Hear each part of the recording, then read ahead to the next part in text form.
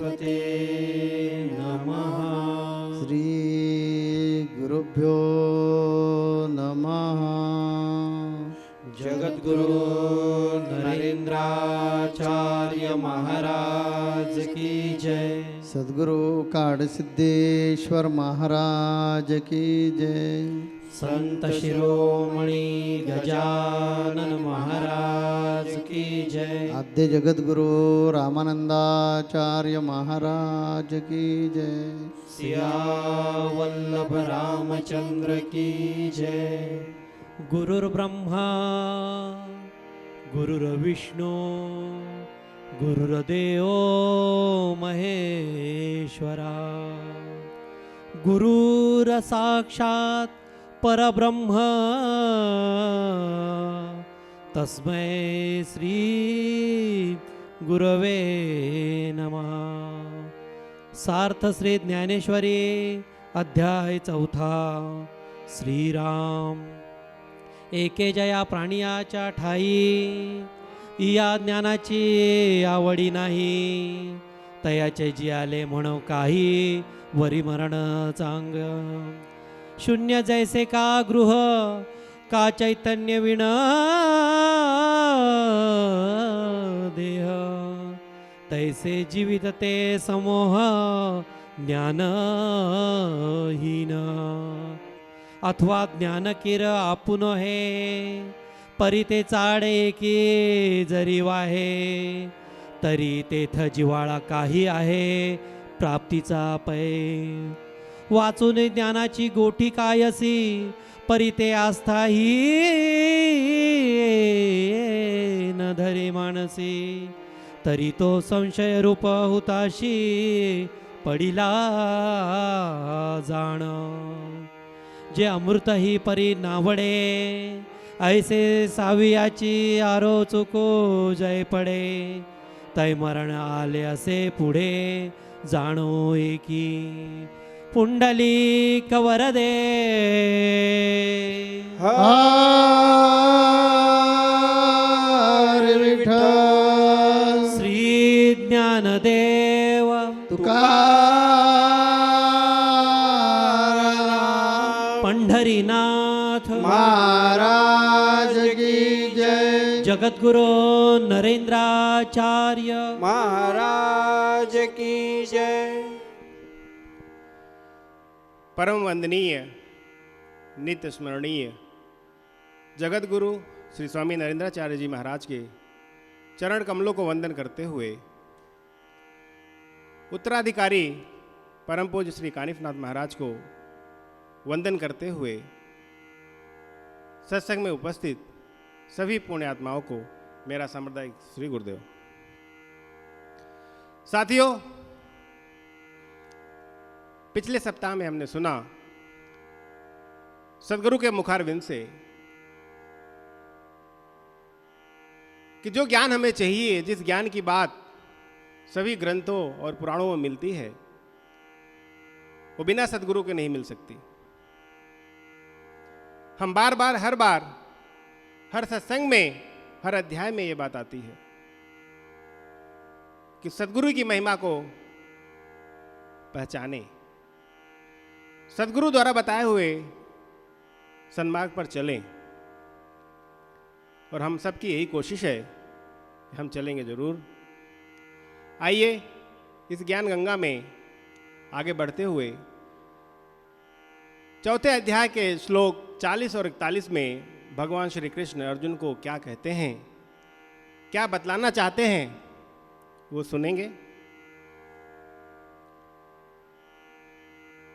इन 2 श्लोकों में पहला श्लोक जो है, उसमें अर्जुन की शंका, संशय और श्रद्धा की कमी की जो बात है वो बताई है भगवान ने।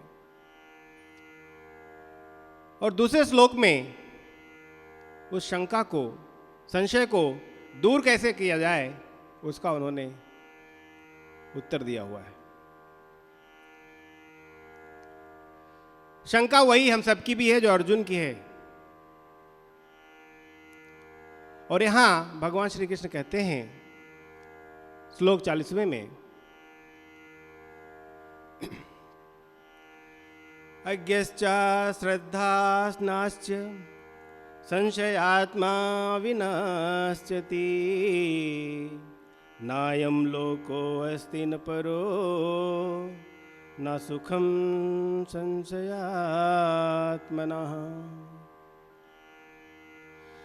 जिस आत्मा को श्रद्धा नहीं है, आत्मा को आप यहां ऐसे समझिए कि जिस मनुष्य, जिस प्राणी में श्रद्धा नहीं है, पूर्ण श्रद्धा नहीं है, जिसके मन में संशय है किसी भी चीज को लेकर, आप सदगुरु के ऊपर, ज्ञान के ऊपर छोड़िए, आप कोई भी कर्म करते हो, सांसारिक कर्म करते हो, अगर आपको कर्म करने के पहले ये शंका होती है कि मुझसे ये होगा या नहीं, मैं ये कर पाऊंगा या नहीं, यकीन मानिए आपसे नहीं होगा।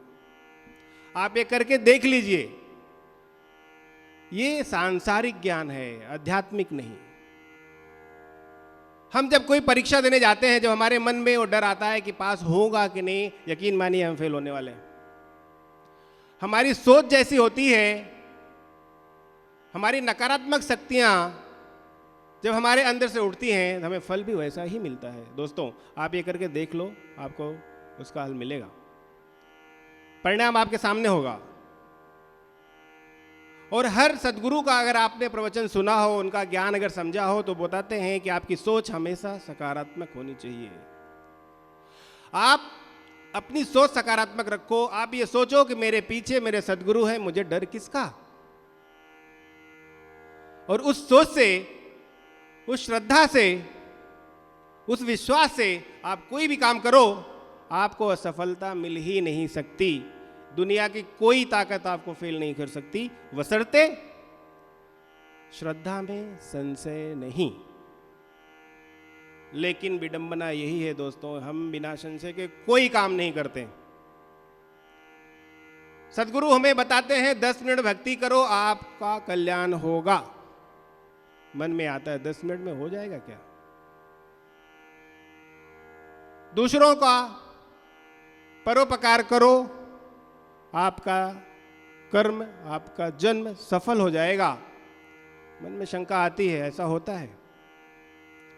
दुनिया में, समाज में बहुत लोग हैं जो बहुत सारा दान देते हैं, तो कुछ नहीं, उनको भी प्रॉब्लम है, परोपकार करते हैं, लेकिन हमारी ज्ञान बुद्धि, देह बुद्धि वहां तक नहीं जाती कि उनके किए हुए कर्म में श्रद्धा, संशय रहित भाव है क्या? नहीं मिलेगा आपको।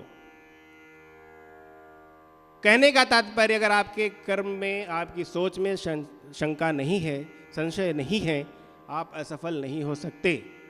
इस सब को हम लोगों को, मुझे लगता है, इस बताए हुए ज्ञान को अपने जीवन में जरूर एक बार ट्राई करना चाहिए। नहीं होता है। मैं मेरी खुद की बात बताता हूं। हम इतने भाग्यवान तो हैं, सदगुरु की शरण मिली है, उनकी नजदीकी मिली है, लेकिन न जाने क्यों वो शंका आ ही जाती है। मुझे ये इस सत्संग में बैठे हुए सदगुरु के सामने ये बोलने में जरा भी हिचकिचाहट नहीं हो रही है कि मैं ये बोलूं कि नहीं, मैं शंका नहीं करता हूं, संशय नहीं आता है। दोस्तों, मेरे मन में भी आता है। यही वजह है कि हम वहां पहुंच ही नहीं पाते हैं, या पहुंचने के लिए भी बहुत दूर हैं जहां हमें सदगुरु ले जा रहे हैं। वही बात भगवान कृष्ण अर्जुन को कहते हैं। इतना समझाने के बाद, अर्जुन के साथ रहने के बाद, उसका सखा बन के रहें, ये मानिए 24 घंटा भगवान परब्रह्म अर्जुन के साथ थे, फिर भी उसको शंका, संशय कि भगवान जो कह रहे हैं मैं करता क्यों नहीं? कह रहे हैं कि अर्जुन तू युद्ध कर, क्यों नहीं मारता मैं उठा के धनुष बाण? नहीं, बजाय उसके दुनिया भर का प्रपंच, दुनिया भर के तरीके ढूंढ रहा है कि किस तरह मैं युद्ध नहीं करूं।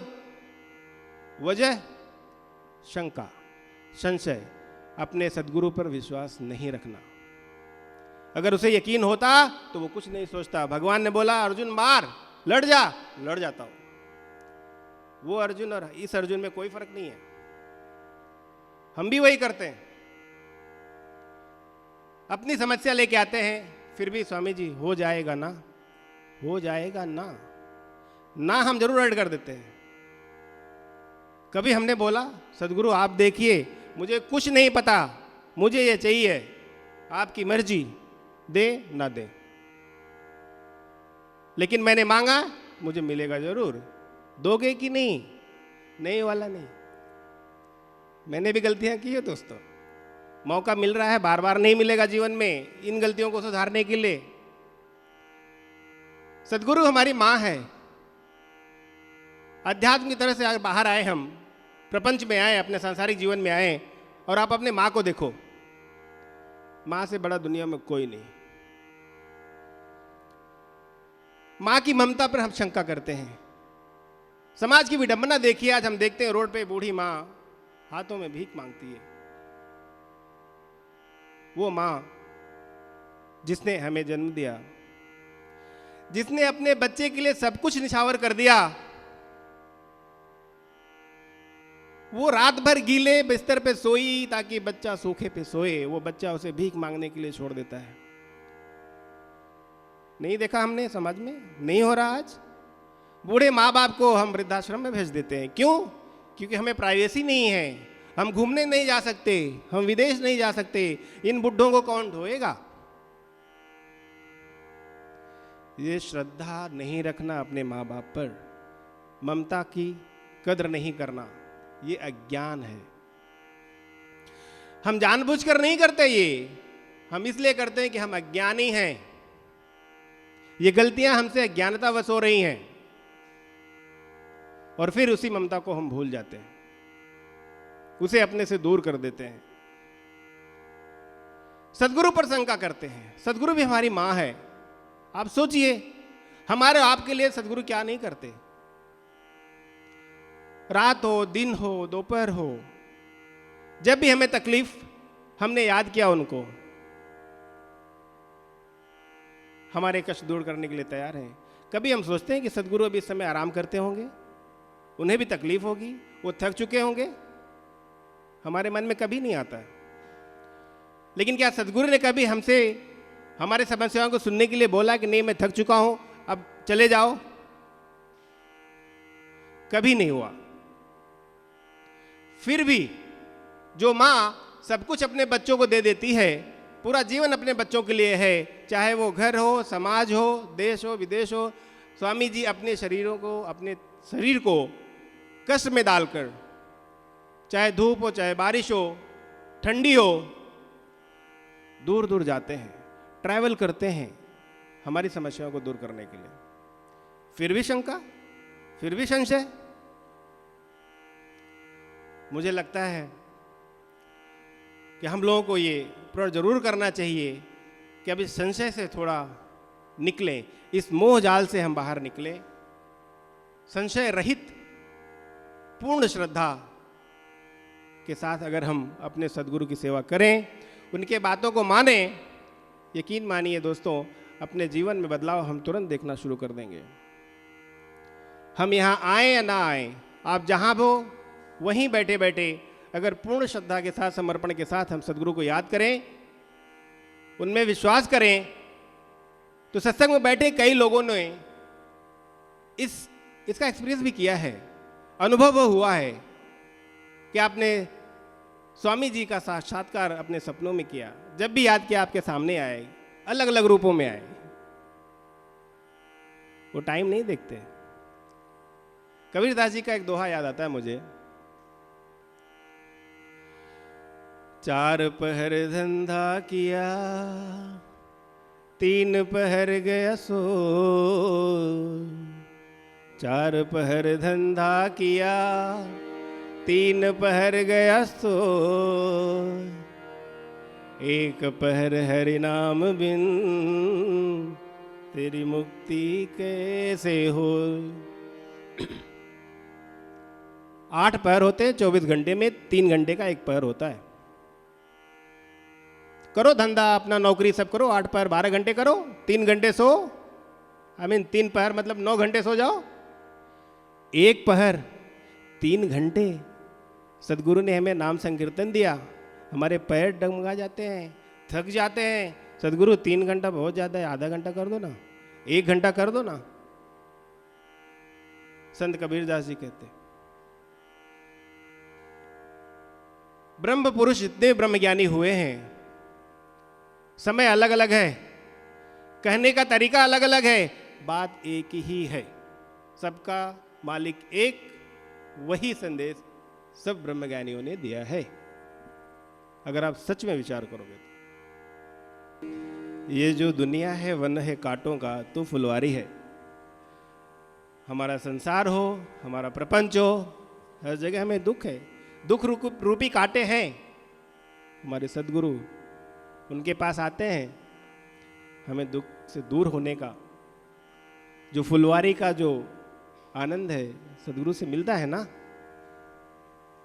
आगे भगवान कहते हैं कि अब इस संशय को दूर करने का तरीका क्या। अर्जुन के मन में ठीक है, मेरी इच्छा है मैं संशय को दूर करूं, लेकिन कैसे। भगवान कहते हैं उसका तरीका है अर्जुन, वो है ज्ञान। पूरा जो झमेला है ये अज्ञानता का ही है, हमने बार बार सुना है। और ये दूर कैसे होगा? ज्ञान से। क्या किताबी ज्ञान की बात कर रहे हैं भगवान यहाँ? नहीं, ब्रह्म ज्ञान की बात कर रहे हैं। जब आप समझ जाओगे कि जो हो रहा है, जो होने वाला है, जो कड़कड़ में विराजित है, वो कोई और नहीं, अहम ब्रह्मास्मि सोहम। ये ज्ञान, ये ज्ञान जो मिलेगा नहीं, जिनको मिलेगा नहीं, तो भगवान कृष्ण बोले कि वो पैदा होकर उनका जन्म असफल है। दासबोध में इस पर एक दोहा है, जन्मा आलिया एक काही करावे सार्थक, ऐसे न करता निरर्थक जन्मभूमि बार होए। इसका हिंदी में अर्थ ऐसा है कि हमें इंसान का जन्म मिल गया है, बहुत कष्ट उठाकर नाना प्रकार का पाप और पुण्य इनका संचित लेकर हम मनुष्य जन्म पाया है। और ऐसा अनमोल जन्म मिलकर भी हमें उस स्वरूप स्थिति का ज्ञान मिला नहीं, तो इंसान का जन्म लेकर कुछ भी फायदा नहीं है।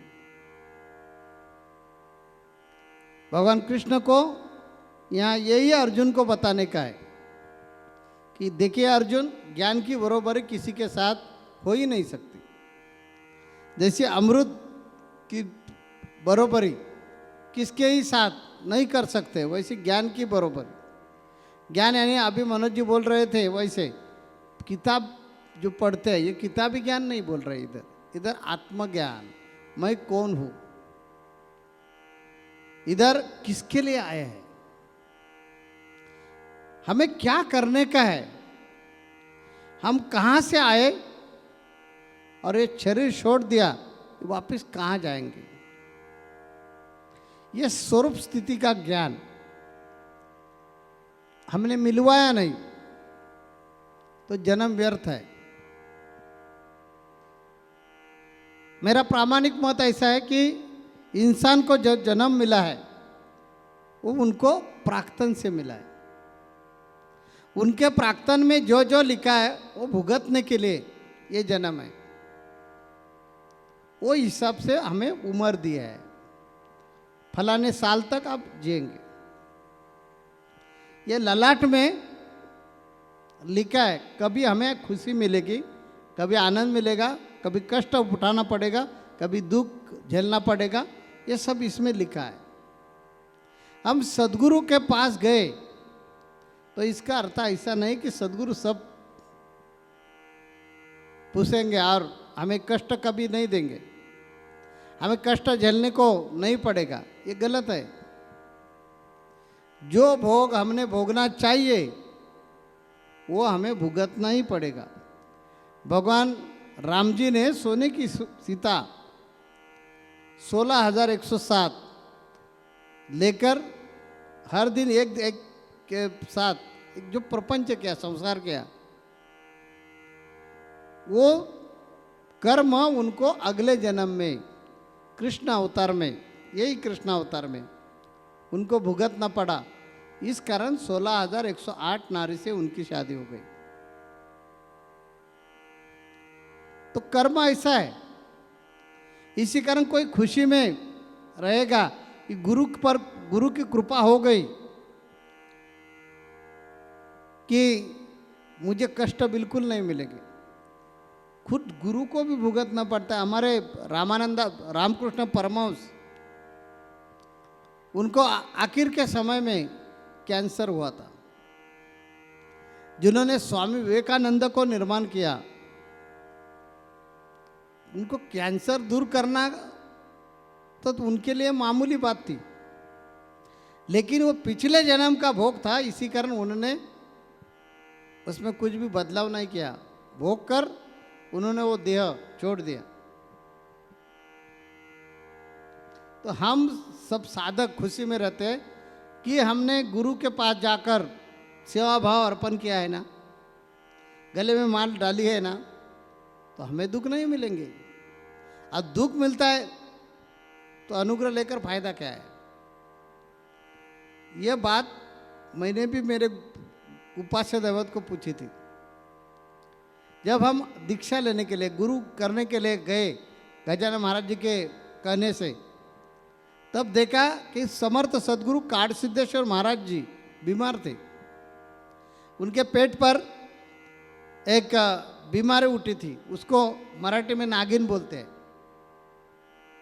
हिंदी में क्या बोलते हैं मुझे मालूम नहीं है।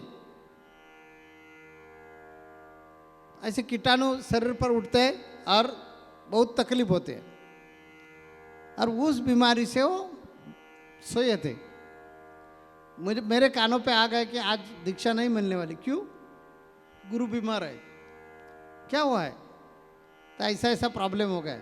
तो मेरे मन में भी शंका आ गई कि इनके पास मुझे गजानन महाराज जी ने भेजा है, किसके लिए? ये देह का स्वहित करने के लिए। जिनको खुद का स्वहित करने को नहीं आता, वो मेरा क्या करेगा स्वहित? अज्ञान के वजह से ये शंका मेरे मन में आ गई। जब उनकी कृपा हो गई, यानी काट सिद्धेश महाराज की कृपा हो गई, तब पूरा ज्ञान म्हणजे अज्ञान निकल गया और मालूम हुआ कि वो शरीर का भोग है। वो भुगतना ही पड़ता है, क्योंकि ये आत्मा अंतःकरण से जुड़ा हुआ है ना, मन से जुड़ा हुआ है ना। तो मन और शरीर ने जो जो कर्म किए हैं वो आत्मा को भुगतना पड़ता है। बच्चों ने कुछ गलतियां की कि उसका परिणाम माँ और पिताजी को भुगतना पड़ता है ना। बच्चे छोटे हैं, उन्होंने गलतियां की कि उसका दोष माँ बाप को लगता है ना, वैसे आत्मा को लगता है। ये जब तक हमें समझता नहीं है, तब तक हम अज्ञान के वजह से क्या बोलते हैं, योग्य नहीं है। और हमारी पूरी जो श्रद्धा चाहिए, निष्काम भाव चाहिए, वो टिकता नहीं है। इधर भगवान कृष्ण अर्जुन को यही बताते हैं कि देखिए अर्जुन, कोई वजह से जो एक ज्ञान प्राप्ति से दूर रहेगा, वो व्यक्ति इंसान का जन्म लेकर कुछ भी फायदा उसका नहीं है। मेरा कहना ऐसा है कि इंसान को जो जन्म मिलता है वो 3 कारण के लिए मिलता है। एक कारण है कि पिछले जन्म में जो कर्म किया है, वो कर्म के हिसाब से आप प्रपंच करो, और प्रपंच का जो सुख दुख है, जो अच्छा किया है वो आनंद भी मिलाओ, और जो गलत किया है उसकी सजा भी मिलने दो आपको। दूसरा फर्ज है समाज का उत्थान करो, और चराचर में खुद को ढूंढो। जैसे मुझे प्यास है, वैसे सामने वाले को भी प्यास है। इसी कारण मैं मेरे घर में पानी की व्यवस्था करते हैं, तो मेरी जिम्मेदारी है रास्ते में प्याऊ डालना ही मेरी जिम्मेदारी है। एक उदाहरण दिया मैंने। समाज उत्थान के लिए हमारा जो जीवन है वो समर्पित करना। इसी कारण मैंने बोला है आप जियो और दूसरों को जीने में सहायता करो। ये दूसरा फर्ज है हमारा। और तीसरा फर्ज है स्वरूप ज्ञान, जो अभी भगवान कृष्ण अर्जुन को बोल रहे हैं। जब तक वो स्वरूप ज्ञान की प्राप्ति नहीं होती तब तक ये अर्जुन इंसान का जन्म मिलकर कुछ भी फायदा नहीं। अभी देखिए, आप क्षत्रिय है, आप राजा जी है, लेकिन जब तक आप आपके स्वरूप का ज्ञान मिलवाते नहीं है तब तक फायदा कुछ नहीं है। तो यह ज्ञान मिलवाना अत्यंत आवश्यक है। ये स्वरूप ज्ञान की प्राप्ति हर व्यक्ति को होना ही चाहिए, क्योंकि उनका वो कर्तव्य है, उनका फर्ज है। इसीलिए तो उनको भगवान ने, यानी मैंने आपको जन्म दिया है और 84 लक्ष योनि से आपको, इंसान को मैंने अलग बनवाया है। ऐसे बताकर भगवान कृष्ण अर्जुन को समझा रहे हैं। तो भी अर्जुन के मन में कोई शंका है। वो शंका क्या है, ये अगले सत्संग में हम जरूर सुनेंगे। जगत गुरु नरेंद्राचार्य महाराज की जय। सद्गुरु काड़ सिद्धेश्वर महाराज की जय। संत शिरोमणि गजानन महाराज की जय। आद्य जगत गुरु रामानंदाचार्य महाराज की जय। सियावल्लभ रामचंद्र की जय।